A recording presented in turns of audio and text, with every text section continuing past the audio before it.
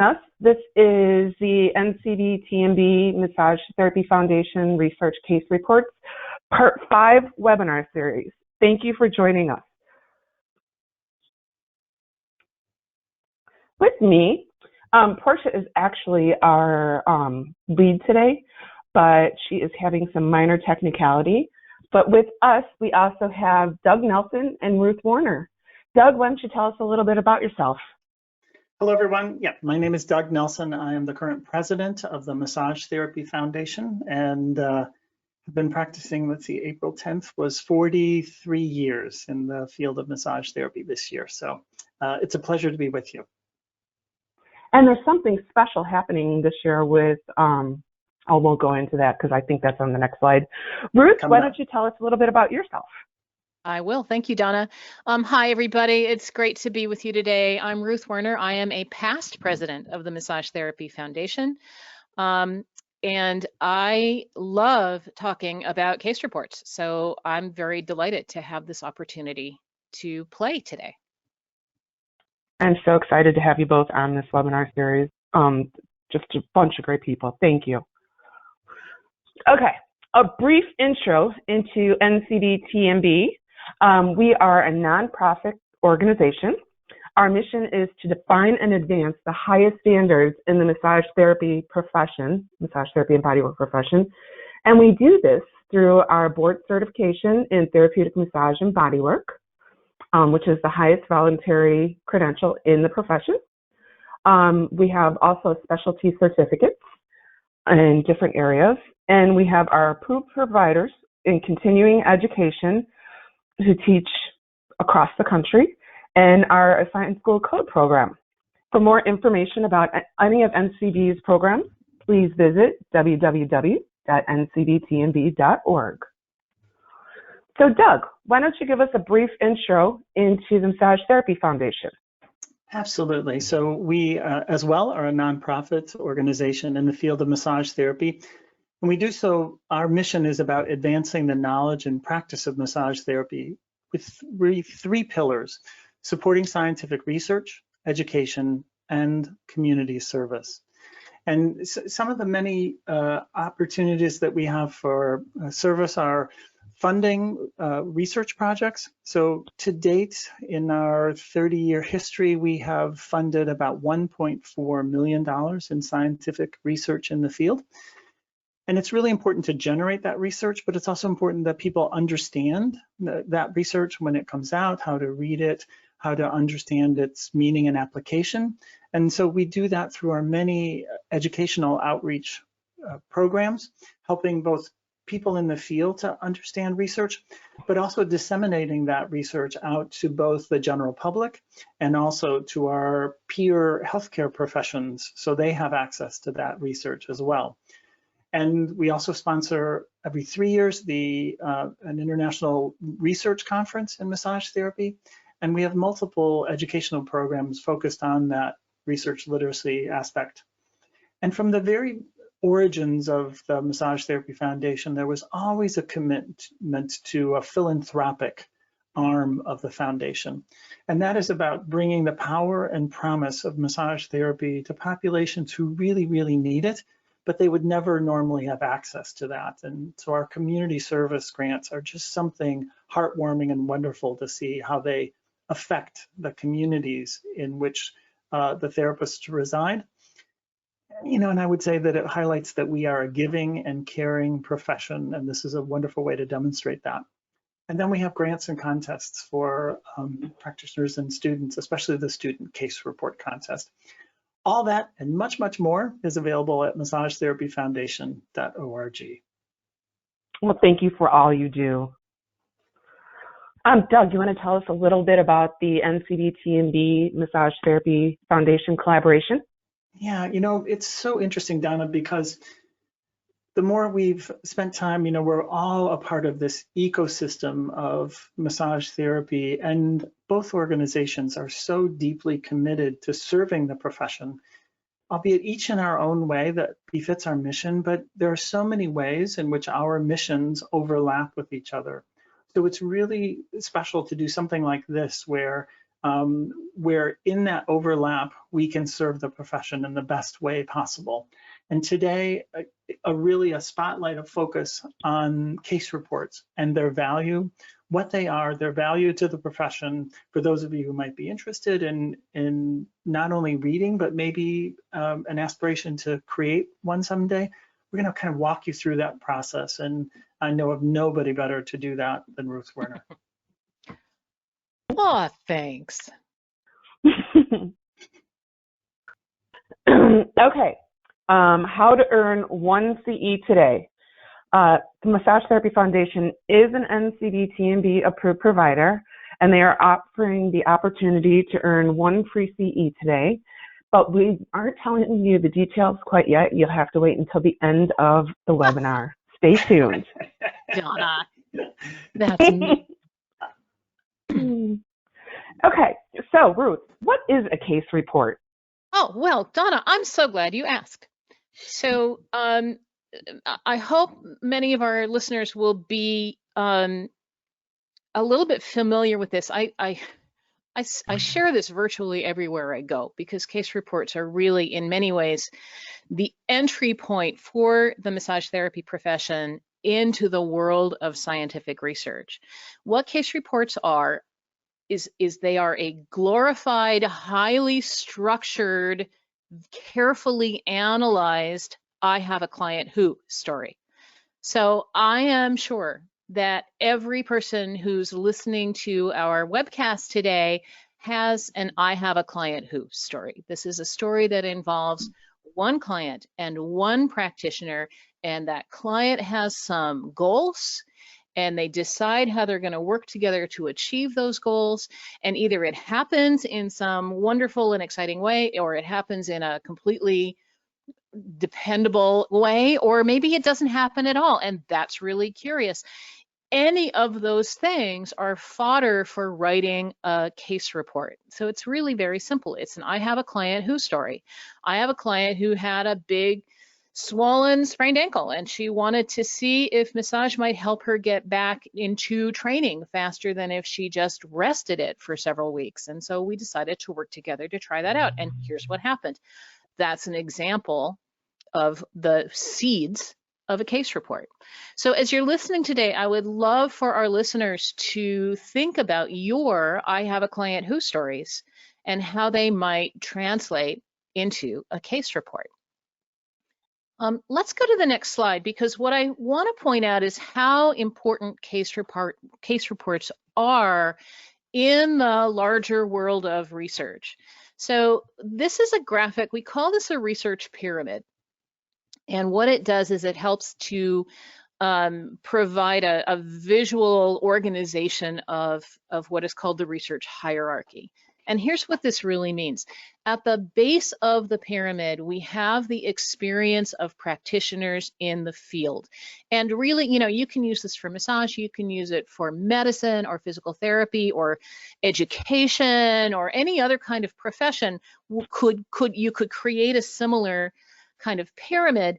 Everything begins with what practitioners observe. These are anecdotes. Anecdotes are those I have a client who stories. And if you pay any attention to research or researchers, you might have heard the old saying, the plural of anecdotes is not data. And that's true.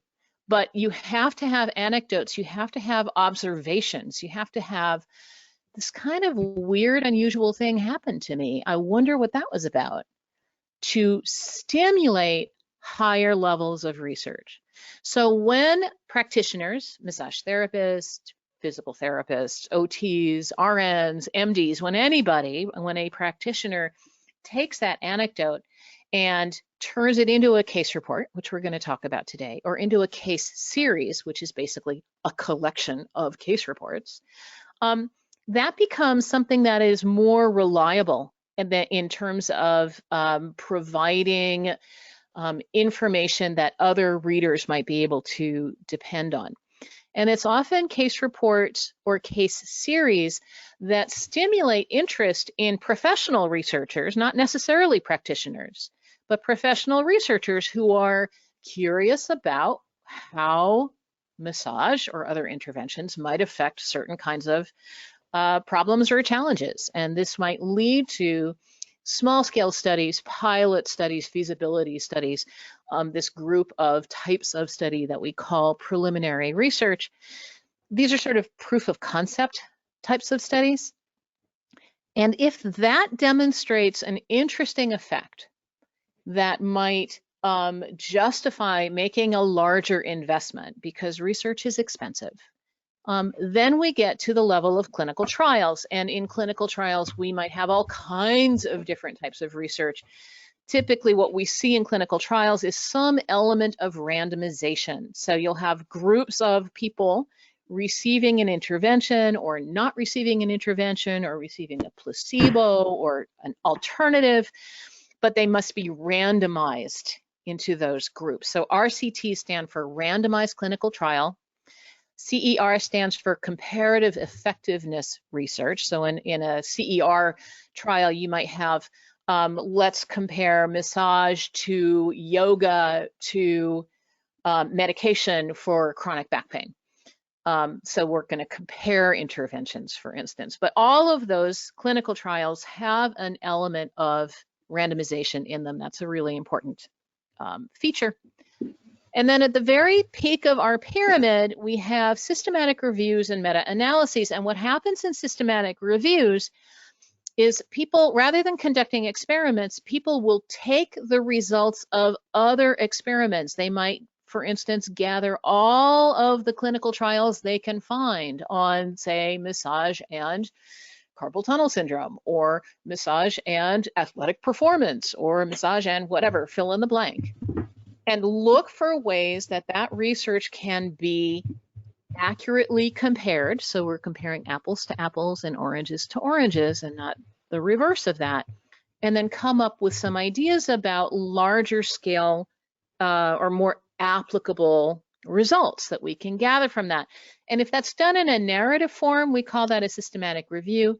If there's enough data to do some statistical work with that, we call that a meta-analysis. And typically systematic reviews and meta-analyses take findings that are going to apply to a larger number of people. So the closer we get to the peak of the pyramid, the more generalizable findings are.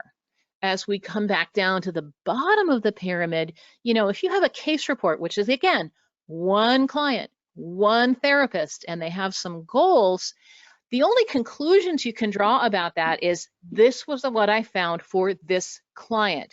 Can I guarantee that it's going to apply for all the other clients? No, we cannot. But that's the difference between being at the peak of the pyramid and being at the base of the pyramid. But you can't move up that hierarchy without the work done by people in the field. That's us.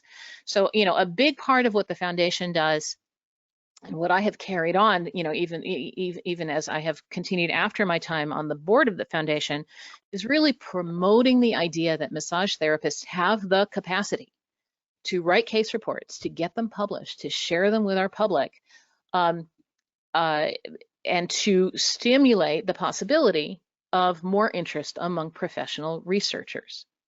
Before we move on to the next point, the last thing I want to say about this that's really, really important is case reports are not experiments. Case reports are meant to be observations of real life practice.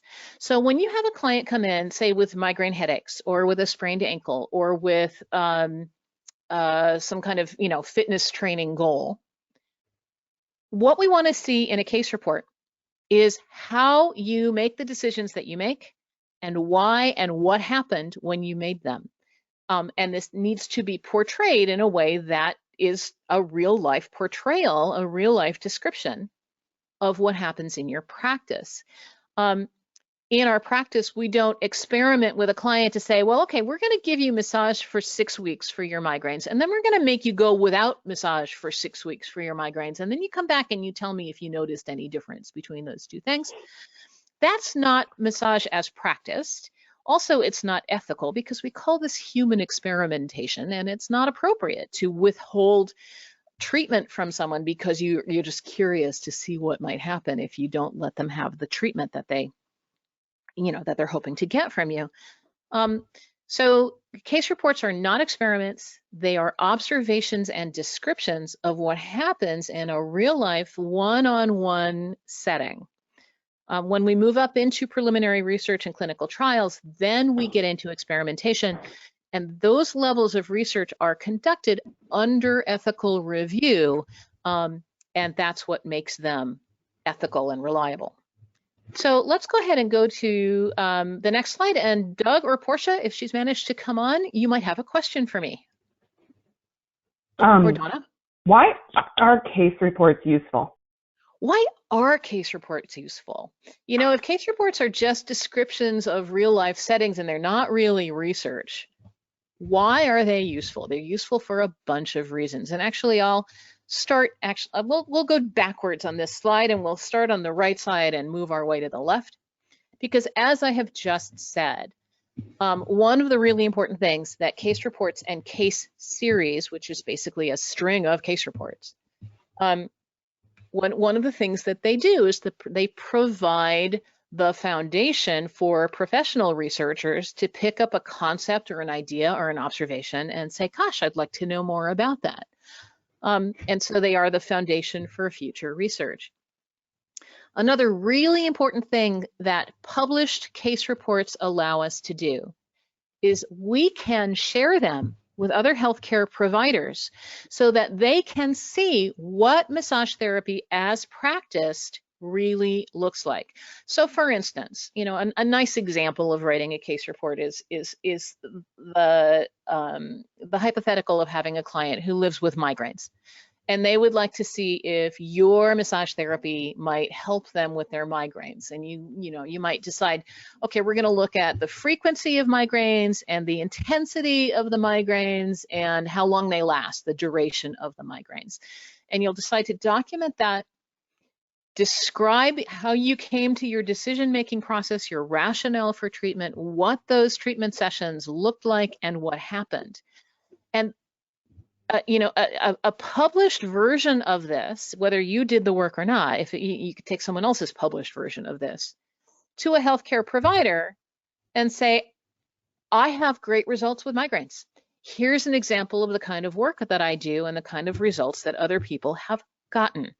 And so this is a way that we can interact with other healthcare providers to represent our work in a realistic light, but that also shows the kind of analysis and the kind of careful thinking that goes into our decision-making process. I can see it being difficult maybe for a neurologist or a headache specialist or a pain management specialist to make a referral for massage therapy if they don't know what that massage therapy for their patient who has migraines, might look like. And case reports are a way for us to address that concern. And then lastly, over here on the left, I love case reports as a communication conduit between massage therapists, because that I have a client whose story allows someone in Australia from 10 years ago who had great results with her client who has thoracic outlet syndrome to share her findings, what she did, her rationale, how she constructed her sessions, and what happened with someone who is dealing with a client who has thoracic outlet syndrome right now, and what they're doing isn't working, and they're wondering what else they can do. And I chose that example on purpose because, in fact, the foundation awarded a case report contest prize to a massage therapist from Australia about, was it 10 years ago? It was probably in the neighborhood of 8 or 10 years ago. On thoracic outlet syndrome. It was an astonishingly good paper. And other people have cited it in the years since then as they are looking for solutions for dealing with their clients who have thoracic outlet syndrome, which can be a very, very challenging condition. So if you, my listener, if you're getting great results with sprained ankles, if you're getting wonderful results with carpal tunnel syndrome or with neck pain or with migraines, and you're not writing down what you're doing, it's really hard. You can share with your peers when you meet up with them in peer-to-peer events, but wouldn't it be great for you to share your wisdom and your experiences with others across the globe and across time? I just love that this is a way for massage therapists to share their wisdom everywhere with each other. And if you don't do that, then that wisdom gets lost, and everybody else who has a similar challenge has to reinvent the wheel, which they may do without your kind of success. Alternatively, I have also seen really good case reports written about massage that did not work out as expected. One of my favorite case reports from years ago was someone working with a client who had MS and was wanting to deal with multiple sclerosis, I should say, and was wanting to deal with fatigue. And she did her background and she looked for options and she tried to figure out how to be useful for her client with MS, and she found her rationale and she did her sessions, and it did not make any difference. And that is also a really, really useful, important finding, because it allows other massage therapists to say, okay, I've seen that one, that doesn't work so well, I will use that to, help me form a different rationale. So not everything has to be a success story. It can also be a story where it didn't go the way you planned. Ruth, this is Doug. Can I jump in for 1 second? I'm listening and I'm just looking on my wall and I see this plaque I have, which I just love. It's a quote from Isaac Asimov that says, "The most exciting discoveries to hear in science, the one that heralds almost all new discoveries, is not eureka, but gee, that's funny," right? And it's like, it's those situations in the clinic where it doesn't go as planned, but there's something to be learned and shared with that. Ruth, I just saw a thing on case reports, and this was in the medical literature, and I thought they made a little distinction, which I just loved, actually. I never thought of it in this way. Evidence generation, in a way, which is kind of what you're talking about, like, oh my gosh, that's weird, I wonder why, and then it follows up and researchers pick it up. But the other thing I thought was really interesting is the evidence application. So let's say your thing with migraines, the person looks at some research study that talks about massage and migraines, or maybe some other application, but now it is the application of that research in the real world setting to say, well, that's interesting, but here's what happened when I applied that and tweaked it in this way. And so that's a really interesting idea, both evidence generation and evidence application in real world settings. It's a lovely way to think about that. I'm glad you bring that up. And our purpose today is not to talk about evaluating research. Right. That's a different CE class. But one of the principles of evaluating research is figuring out whether you can apply it, whether it has real world application for your work.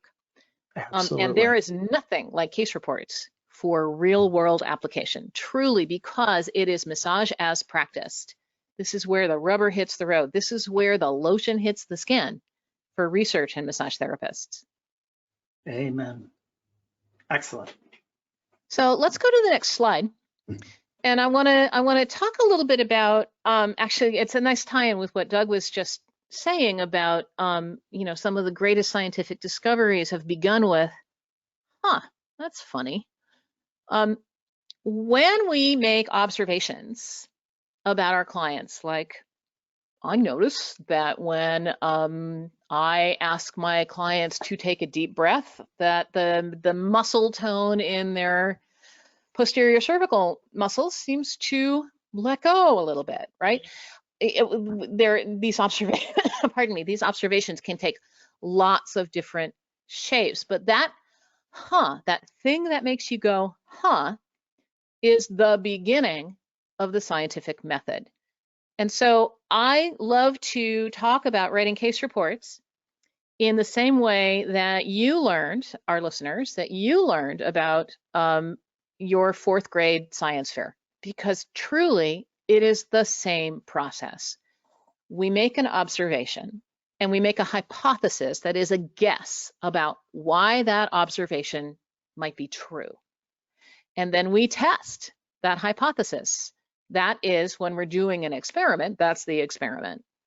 And then we report the results, and then we create a conclusion. We try to assign meaning to those results. That structure and that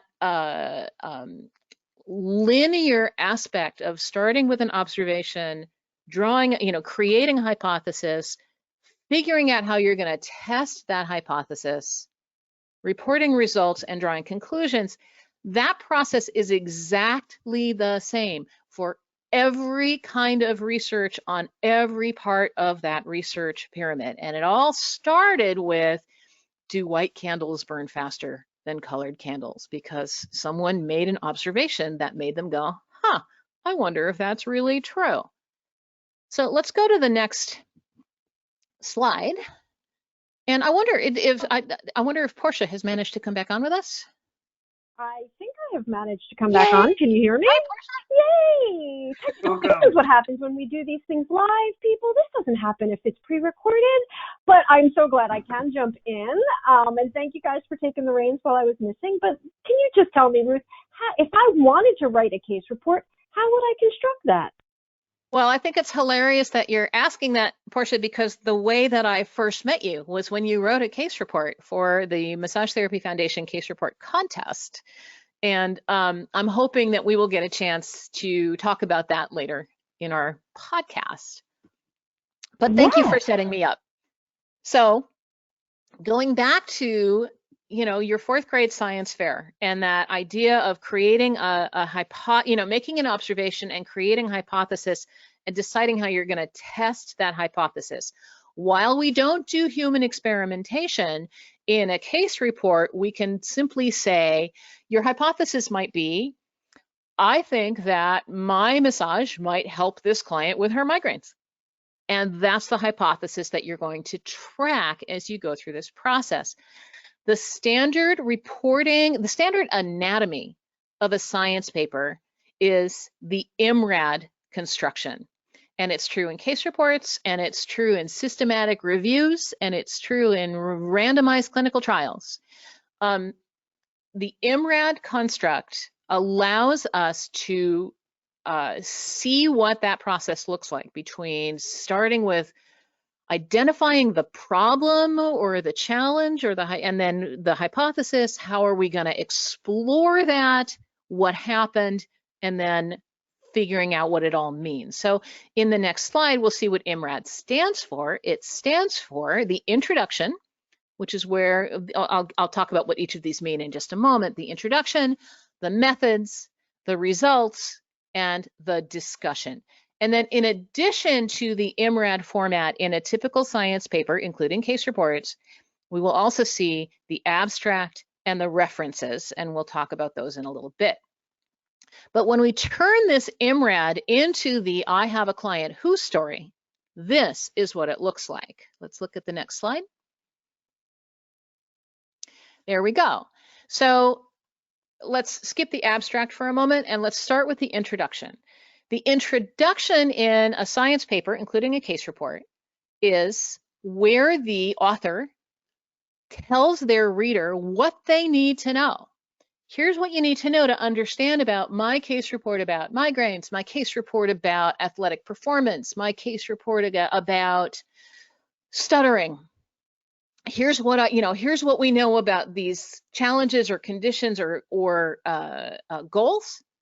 And to do that, over in the content section of the table, we'll do a literature review. We're going to look at what other people have written and explored about this. We're going to use that to help provide or create a rationale. And then at the conclusion of that, we're going to write a research question. And I will come back to that concept in a minute. The next section, that's the I for in IMRAD. The M section in the methods is that in your conversation, your I have a client who, this is where you describe what you did. You're going to describe the client, and the practitioner, and what the plan was, and what the assessments were, right? How you track your progress. In the R section, the results section, this is where you say what happens. It's a narrative summary of results, plus charts or graphs as needed. No interpretation, just here's what happened. And then the discussion, the D part of IMRAD, means that is what you think it means. I think my massage had an impact on this person's ability to kick a soccer ball straight, because before we started, this was her accuracy, and after we finished, that was her accuracy. Or, you know, I think that what happened is because of the massage, my client now has better grip strength in her hand that has carpal tunnel syndrome. Did I just say, because of what happened, I proved that massage helps grip strength for people with carpal tunnel syndrome? Absolutely not. That is not what we would see in a discussion. But what we would see is a realistic assignment of meaning to what happened in that one-on-one interaction. In the discussion, we look for the writer to connect the results to the rationale, to connect their meaning to the choices that they made in how they put together their treatment options. We want to make sure that the discussion addresses that research question. And also in the discussion, and this is a really important part of any research paper, this is where the authors need to identify their weaknesses or limitations, right? What made this project weak? Also, conceivably, what made this project strong? And to promote ideas for future research. Now we'll go back to the abstract. Have I gotten way ahead of myself? I have a bit. That's okay. In the abstract, which is the thing that you write last, we give just a thumbnail sketch of the whole project, just enough for readers to figure out if they want to invest the time it takes to read the whole thing. And then in the reference section, this is where authors will tell us where they got their information, their citations of relevant sources that informed their rationale, that informed their understanding of the challenge at hand. So let's move on to the next slide. This, you may not be able to see it very well, depending on how big your screen is. This is a nifty little thing that the foundation, the Massage Therapy Foundation, is now providing, and we're going to talk more about these later. This is a rack card. Doug, what are we calling these things now? We used to call them infographics. Is there another name now? Yeah, visual abstract is kind of universal across the. And what they are, in this one in particular, is a visual abstract about the steps that it takes to write a good case report. And I will show you where you can get one of these before we're done today. But so if the question is how we're going to start our case report, let's go to the next slide. I've had the opportunity to be a helper, a mentor, and a guide, and also a reviewer of many, many case reports. And the conclusion that I have come to is that the best way to get started on writing case reports is to read some really good case reports. And I have a list of some of my favorites that I will share with you in our session today. But I think before you start thinking about writing your own about your client with sprained ankle, or your client with migraine, or your client with carpal tunnel, is to read someone else's case report to see what you like about it and what you didn't like so much about it, so that you can start to formulate in your head the shape that you want to create. They're all going to fit that IMRAD format, but people have different strengths and different weaknesses, and it's important for you to see what other people have done so you don't have to invent this wheel by yourself. So start by reading some good case reports. The next step, excellent, thank you. The next step is to write your research question. This turns out, and I know Portia will back me up on this, this turns out to be one of the hardest steps that there is, because your research question, I wonder what will happen if, has to be based on your observation of, here's this client who had a sprained ankle, and I wonder what will happen if I do this work with them. It has to be based on your observation and a hypothesis. My hypothesis is that this work will lead to some kind of a result. Portia, can you talk a little bit more about writing a research question? I think the other thing about writing the research question is that our outcomes have to be measurable. So for example, just saying something like, oh, I want my client to feel better, how do we measure feeling better? And so that's where many times our research question really gets hung up. It's because we have these great observations and we want to test them, but we've got to make sure that we can really measure that. And then that's going to get into building our methods section as well. And so sometimes we'll write a research question and then we'll do the experiment and then we'll realize we've got to change the research question.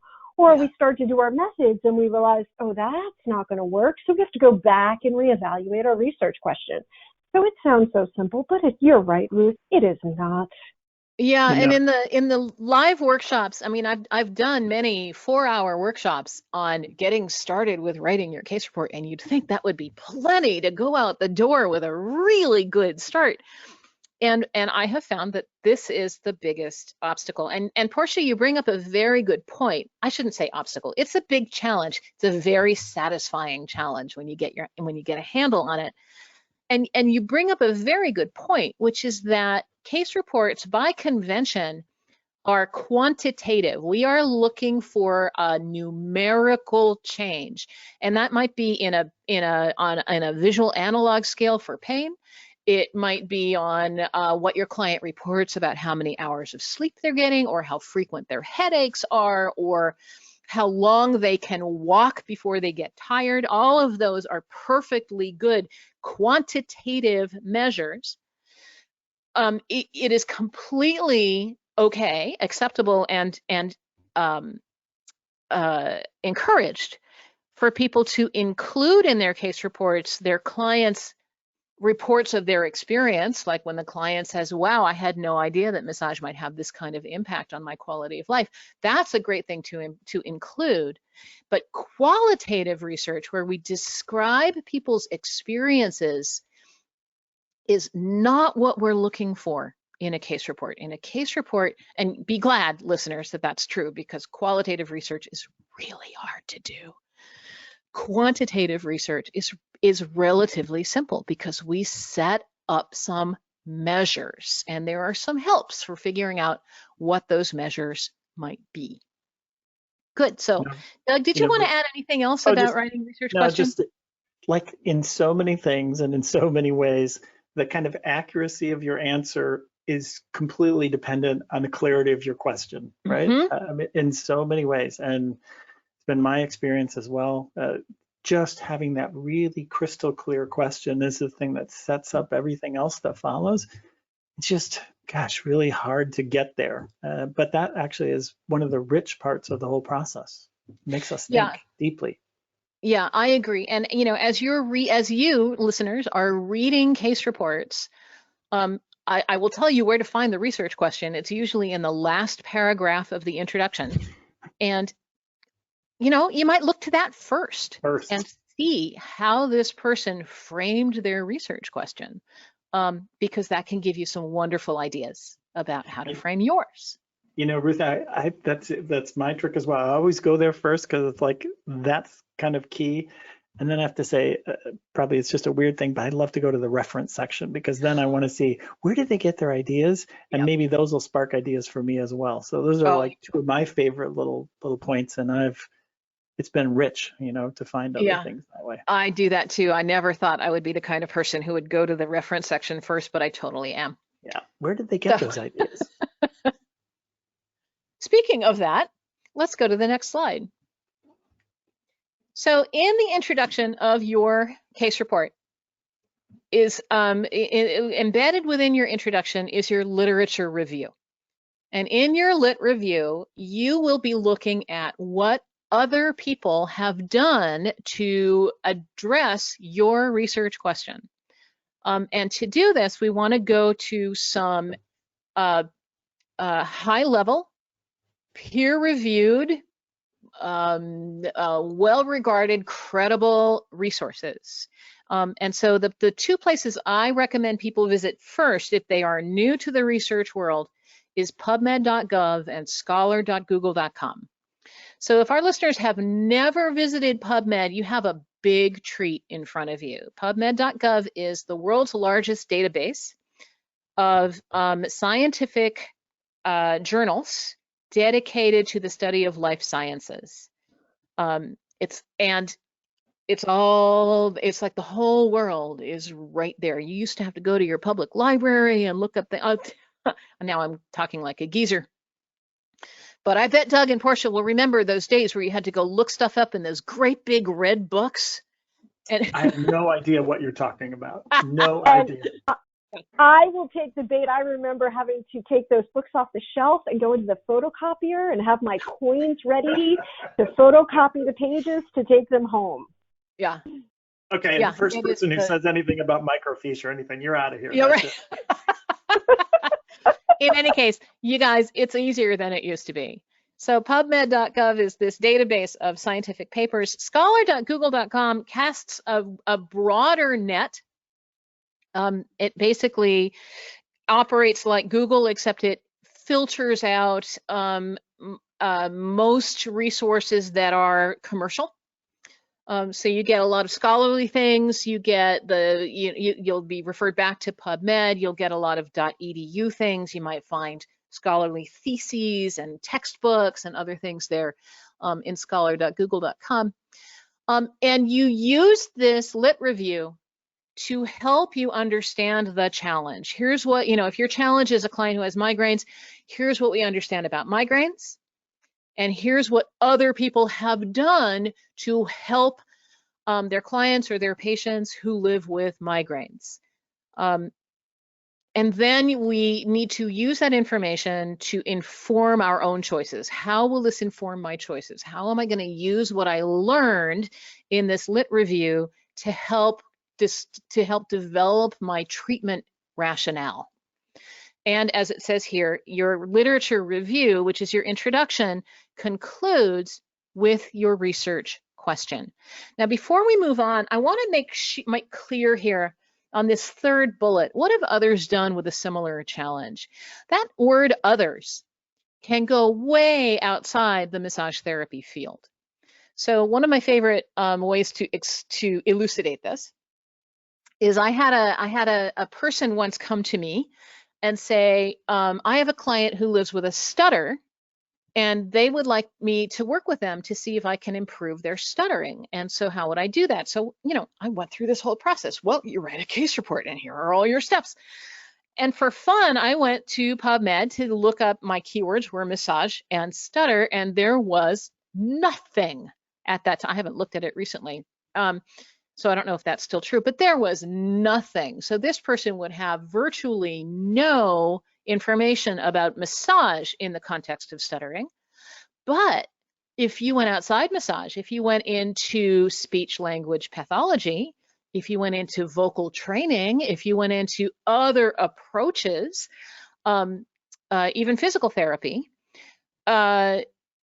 you would find what other people have done with this challenge of helping someone to live with and improve their experience of dealing with stuttering, including things like how do you measure progress.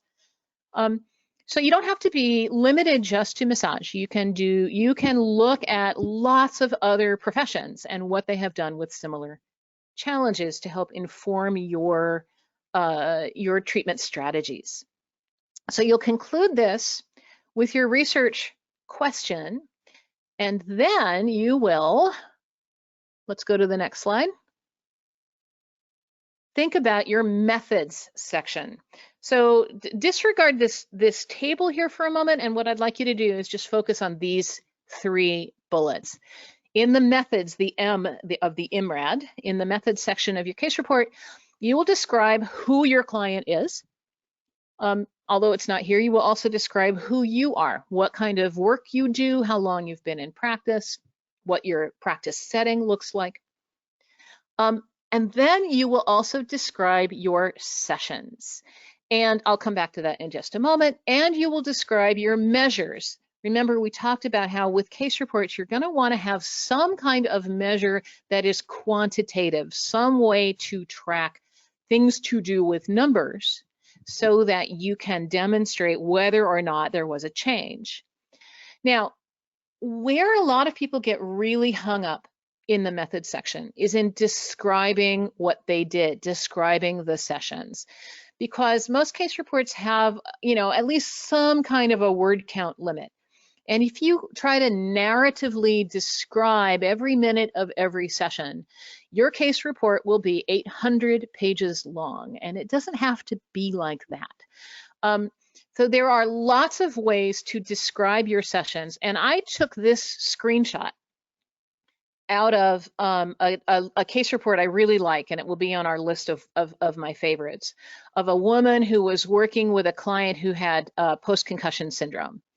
And she did some specialized work to help him with those kinds of symptoms. And here's how she described it.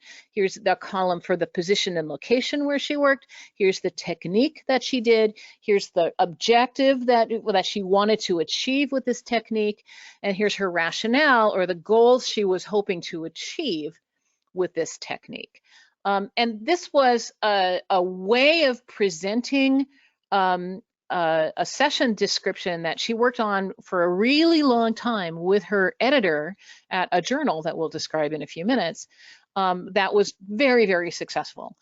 So another thing to look for when you're reading other people's case reports is how they tackled this problem of describing their sessions. I think that tables like this are a really good way to do this because you can pack in a lot of information in a relatively small amount of space.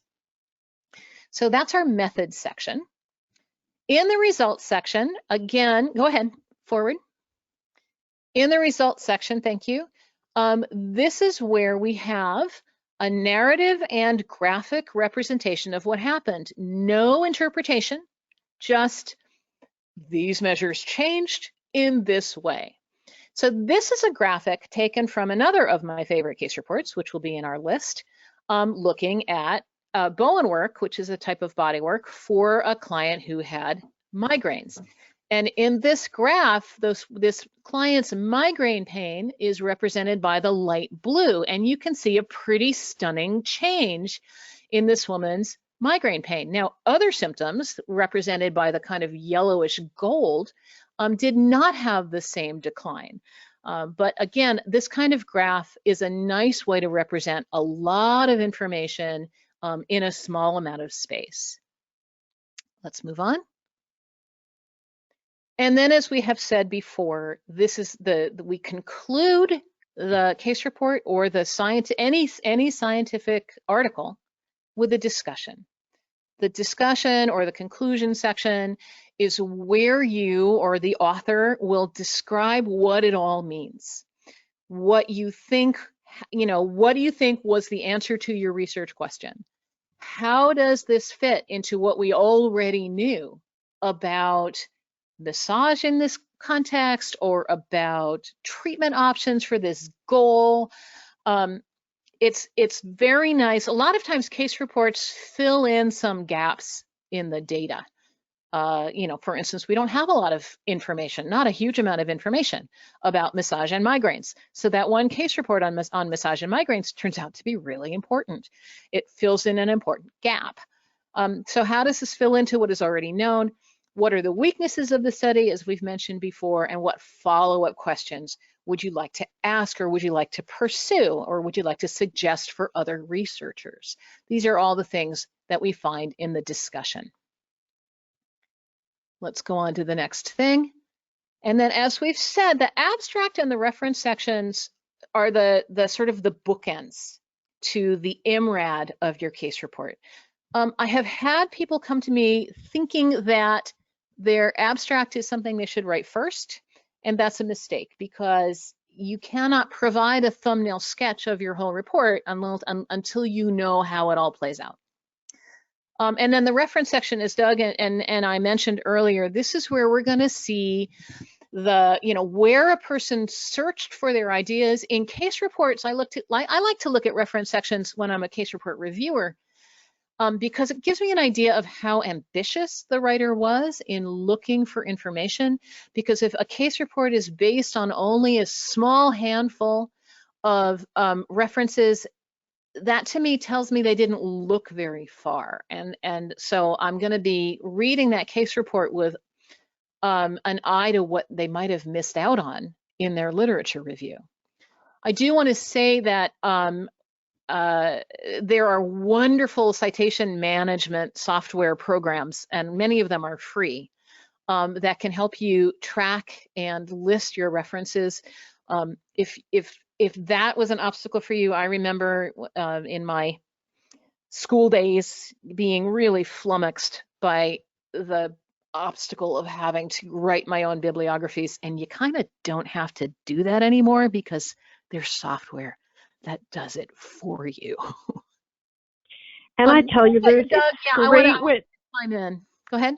Yeah, when you're writing a paper and you try to cut and paste an entire section and your references move right along with you, let me tell you, that's just such a blessing. So whoever invented this software, thank you so much. Yeah, right. Yeah, it is a wonderful thing. Good. Let's go to the next slide, Portia. So yeah, if I was going to write a case report, are there any resources that I can use and where can I find them? Well, I'm so glad you asked that question. Our listeners might guess that that was a softball. This webinar is a good resource for getting started. But I do want to point out that at the Massage Therapy Foundation website, which by the way is massagetherapyfoundation.org, everybody say it with me, massagetherapyfoundation.org, there is a special button called the MTF Case Report Hub. This is one-stop shopping. I didn't actually know this existed until I was putting this slideshow together for this for our event today, because I hadn't visited this part of the foundation website for a while. And I was so thrilled to see that the foundation has created this resource, the Case Report Hub, where there's information on our student case report contest. Even if you're not a student, you can still write a case report. The guidelines that we created for the student case report contest are awesome. They are really good. If you follow those guidelines, you're going to write a top-notch case report. There's a series of 5 webinars addressing each of the IMRAD sections of the case report, plus how to write a poster. There is the infographic, that visual abstract that we showed you earlier. There's a whole collection of Research Perch podcasts. These are podcasts in which we take apart research studies and we dissect them to look at their strengths and weaknesses. Some of them, a lot of them are case reports and some of them are not, but they allow you to understand how research reports are written from a very, very friendly and application-heavy point of view. There's tons of articles. There's lots more. I'm really, really pleased with the Massage Therapy Foundation Case Report Hub. It's a terrific place to start your explorations. Let's move on. Okay, good. So here I put together a short list of my very favorite case reports. These are the ones I fall back on when I teach case report classes because they're clear, they're concise, they're applicable, and they reflect massage as practiced. So here's the one on bone work for migraine relief, and we saw the graph from that. There's a terrific one called Dynamic Angular Petrissage as Treatment for Axillary Web Syndrome. This is a guy who, he only worked with this client twice, but he made big differences in her quality of life. He's tracked it really carefully. It goes with, he has videos that support it. He's been very, very generous with his sharing of techniques that can make a big difference in the quality of life for people who live with axillary web syndrome. We looked at the methods section, or a piece of the methods section from the concussion, from this post-concussion syndrome, concussion treatment using massage techniques. And then another one of my really, really favorite case reports is this one, assessing the effectiveness of massage therapy for bilateral cleft lip reconstruction scars. The participant, the client in this case report was a young man who was in his late teens or early 20s who'd had cleft lip reconstruction as a toddler, and now as a young man was, really self-conscious about his smile and his scar and how he looked, and he asked a massage therapist if she would work with him to, work with the pliability of that scar, and she got lovely results. She took appropriate pictures masking the person's identity. It's such a great example of applicable work. It's so human. At the very beginning today, Doug was talking about the foundation's community service project and how that's an important philanthropic branch of the foundation. I truly believe that case reports and the ability to make a substantial impact in the quality of people's lives is another philanthropic thing that massage therapists do. When we write a case report that we can share with others, then that information gets out and is shareable with everybody all over the world and across time. And it's a very exciting way for you to participate and add to your field. I would like to see your case report on my list of favorites. And so I will look forward to seeing that someday. And Portia, I would love for you to just give us a really brief, because I know we're coming up on the end of our time, but a really brief overview of the case report you wrote, because it was quite different from these sort of, massage therapists in a single practice kind of setting.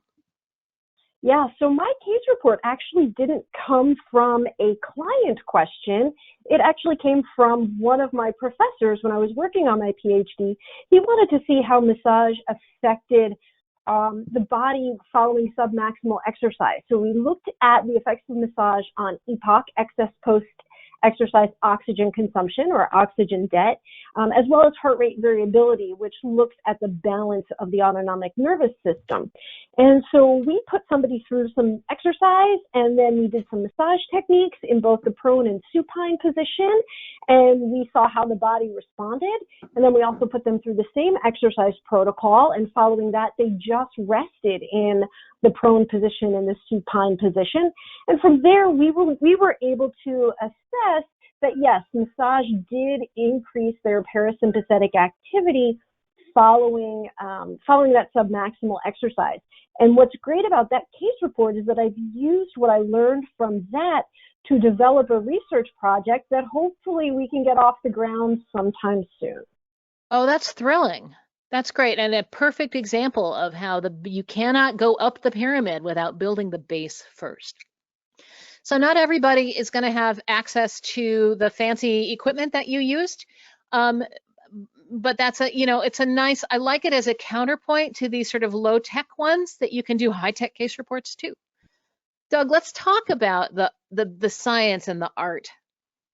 Yeah, Ruth, I hear so many times people, a little worry or concern about if we embrace the science, in some way do we lose the art? And I just feel very deeply about really in the clinic, like all the stuff we went through. These are the decisions you make every day in the clinic, and it's all about decisions, right? And that's where the art lies. And what feeds that decision-making process is the depth of your understanding.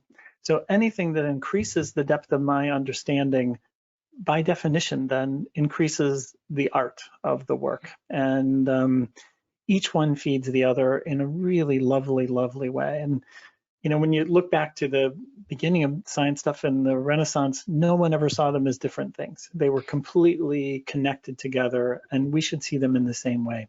So the goal is really to deepen the art and to make a difference in the lives of the people who grace our treatment tables. I completely agree. The idea that science and art are exclusive of each other in the context of bodywork is a false paradigm. It is. And it's that intersection. That's why I love this graphic, because it's like the intersection of science and art is a sense of wonder about the world. And isn't that just when you're around people who are just, they're so amazing because they do have a sense of wonder about the world. And I always am impressed with people who've been practicing for many years, and still every day, every client is a new experience and a sense of wonder about it all. And so this is, I think, a way to, again, share that wonder with other people. Great. Well, if you do that, listener, if you write a case report and you are interested in getting it published so it can be accessed on PubMed.gov, the world's largest database of academic peer-reviewed journals, this is a place you can submit your case report to be published. And Doug, actually, you're on deck to talk about the journal, but can I talk about it just for a minute? Of course, of course. Thank you very much, because I'm really proud of it. Yeah. So the International Journal of Therapeutic Massage and Bodywork is the official journal of the foundation and our partners, the Registered Massage Therapists Association of British Columbia. It is, as you see here, a free open access journal. It is not published in hard copy. You can sign up for it and you will get an email 4 times a year saying, here is your new edition of the IJTMB.org. It is a collection of research about massage therapy and massage therapists. It is peer-reviewed and indexed in PubMed. And it just so happened that this all came to fruition while I was the president of the foundation. So I had the great honor of signing the paperwork that launched the IJTMB, and it remains one of the proudest things one of the things I have done that I was most proud to be able to accomplish. I'm so proud of our journal, and I hope that our listeners are familiar with it and will, if they have not yet subscribed, that they will. Amen. And we're all in a great debt, Ruth, to you and to everybody who participated in that, because it is this wonderful portal, right, for all the research that's in our field. And if you're looking at massage research, you would kind of want to go, to where it's applicable to practice, that massage therapists actually were involved in the research, or in some sense even with the design. It's something we're all, as a profession, it's an enormous gift to the profession, and a portal, again, by which we share that knowledge with the world. Well, and I'm glad you bring that up, and I'll make this brief because I know we really are at the end of our time. But one of the historic weaknesses in research about massage therapy was that until quite recently, like 20 years ago, the majority of research about massage therapy was not conducted by massage therapists. Absolutely. And to this day, when people are reading studies that have, that make some kind of claim about what massage can and can't do, I want readers to look for who did the massage. Because if it wasn't a massage therapist or someone trained by a massage therapist, like a parent or a caregiver, then it's a result that we need to look at with more care, because it's so important that research reflect massage therapy as practiced. And that's another reason case reports are so important in our research pyramid. Amen. We should probably move on because we're a little over now. Yeah, perfect. So this is what Ruth mentioned about the visual abstracts, and we have many of them on the website. So please access these. You can print them out as Ruth said, it's a rack card, like a third of a page that you can print. Several of these I've put in my clinic and then just printed them out, leave them in the waiting room, and people see, one, you can share them with people, but I think even just people in the waiting room see that there are deep scientific underpinnings that, that are foundational in the work that we do. And there are many of these available on the website. So please avail yourself to them. Yeah, and I will add something I love about these is that they are simple but not simplistic. So they have not simplified things to the point of no longer being true. They just make this kind of information super accessible. Amen. And in terms of accessibility, on the next slide, I personally love the research posters. There's so much information that can be packed in there, and it's like that almost step in between the visual abstract and then there's the poster and then the case report. There's such a rich source of information in these. You might have attended a conference where you see these, which is great if you happen to be there. But now what we're doing is we're putting all those online so you can print them out as a PDF and avail yourself to these resources as well. The link is there. I think you're really gonna have fun just looking at all the different posters that are available to you. Well, and I will add to that, if you are someone who, you want to do a case, you really want to do a case report, but you're not a writer, a poster is a really nice in between because you can present your findings. There's a minimum amount of writing that has to go along with that. But if this ends up being chosen for display at an, pardon me, at an AMTA meeting or at one of the Foundation's international research conferences, then your abstract ends up being indexed in PubMed and other people can benefit from your work without the stress that can be overwhelming to some people of writing a full research paper. Perfect. Oh, well, look at that. It's time to tell our viewers how they can earn 1 CE. And on behalf of NCBTMB, we thank the Massage Therapy Foundation for offering 1 CE. It's our pleasure. And not only can you earn for today's presentation, but you can also, last year, in the last calendar year, we did 3 different ones. Very simply, number 1, why is research even important? Kind of the why of it all, then the what of it all, and the where. So as Ruth was mentioning some of these resources, we have a whole webinar just on that. You can go back and look at the ones in the past and also earn credit for that, and also earn credit for today's lovely presentation from Ruth on case reports. And you can apply your 1 CE from today's webinar towards board certification renewal, as well as in certain states, maybe towards your license renewal as well. Oh, that's great. So Doug, when is the next time that we're going to get together and have another webinar? Yeah, we're looking at July. We're just finalizing the date, but I think it's going to be about like the middle of July.